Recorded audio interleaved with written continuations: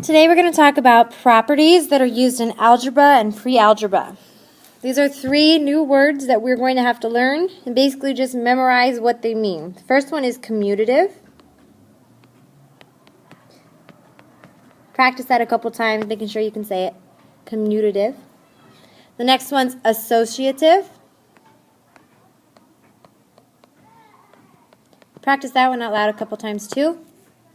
And the last is distributive.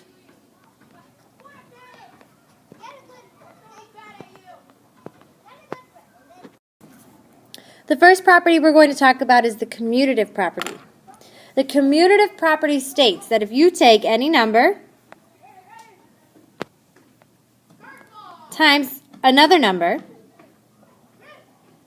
that is the same as multiplying the second number times the first number in the opposite order.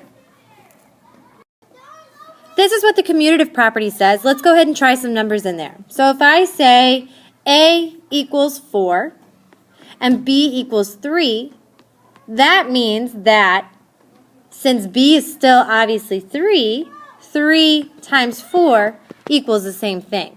Let's check. 4 times 3 is 12. Okay. 3 times 4, also 12. So yes, that is true. The commutative property can be remembered if you think about your commute to work. For example, you have to go to work, A times B, and then come back, B times A.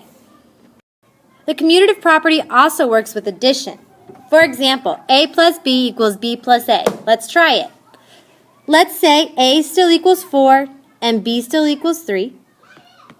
If I plug in those numbers again, so B is still 3, A is still 4,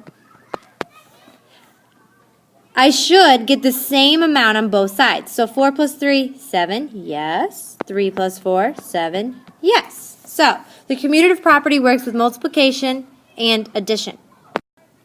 This is now your stopping point for the commutative property. Our next property is the associative property. The associative property states that the quantity of A plus B plus C is equal to A plus the quantity of B plus C. When I say the quantity of, I'm talking about what's inside the parentheses. Let's go ahead and try the associative property. When we think about the associative property, we can think about who we associate with.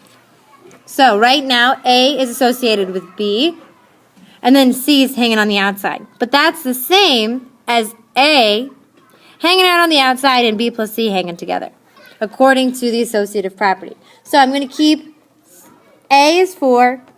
I'll keep B is 3, even though I know with variables I can plug in any value, as long as I keep them the same throughout my whole equation. And then plus C. Let's go for 5. All right, now keep the same thing on the other side. A was 4 plus the quantity of 3 plus 5. Okay. Now, solve using the order of operations on both sides.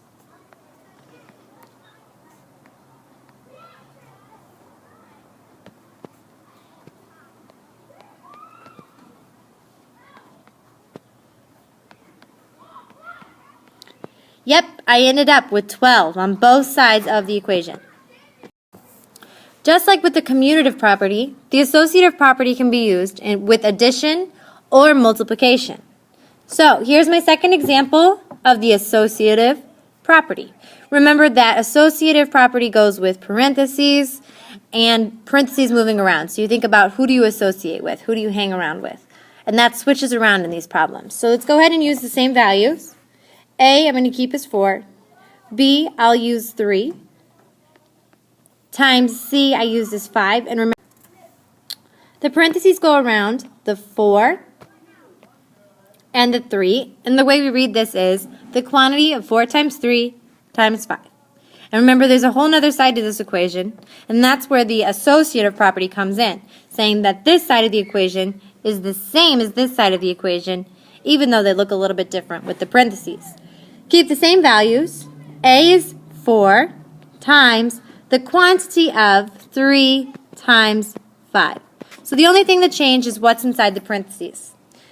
Using the order of operations, we know we start with G, gems. So 4 times 3 is 12, and 12 times 5 stays. Over here, 3 times 5 is 15. 4 times 15. Now, if you do these two multiplication problems, you will quickly realize that both of them equal 60. That proves that the associative property works with addition and multiplication. This is now your stopping point for the associative property. Next, we are going to look at the distributive property. The distributive property talks about distributing or giving things out. In this case, we're going to give the A to what's inside the parentheses. So the first side of the equation says A times the quantity of B plus C is equal to A times B plus A times C. Here's an example of using the distributive property. I plugged in our same values for A, B, and C. Now, you notice that 4 times 3 plus 5 equals 4 times 3 plus 4 times 5. To prove the distributive property, we'll solve both sides using gems, the order of operations. So first, G grouping, 3 plus 5 is 8. Bring down what we have left. 4 times 8 is 32. Now let's check the other side. Using gems, we know we have to use multiplication before we use subtraction or addition. So 4 times 3 is 12. 4 times 5 is 20. Bring your plus sign down. 20 plus 12 is also 32. Therefore, we have proved the distributive property. The distributive property also works when we have subtraction happening inside the parentheses. Let's go ahead and plug in our values. So we've kept A as 4 times the quantity of 5 minus 3. This is equal to the distribution of A to both B and C. So A, which is 4, times B, which is 5, minus A, which is 4, times C, which is 3. Now, to simplify this and check the distributive property to make sure it actually works, let's go ahead and solve the left side of the equation first. Inside the parentheses, the group for gems is 5 minus 3. Stay, change, change. Combine.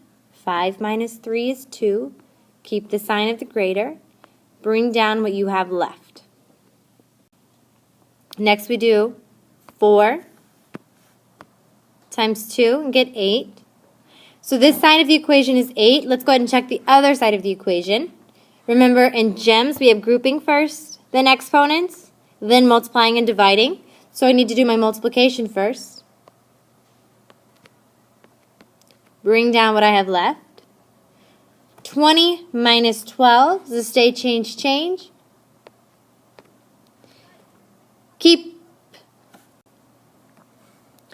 Combine 20 with negative 12 with subtraction.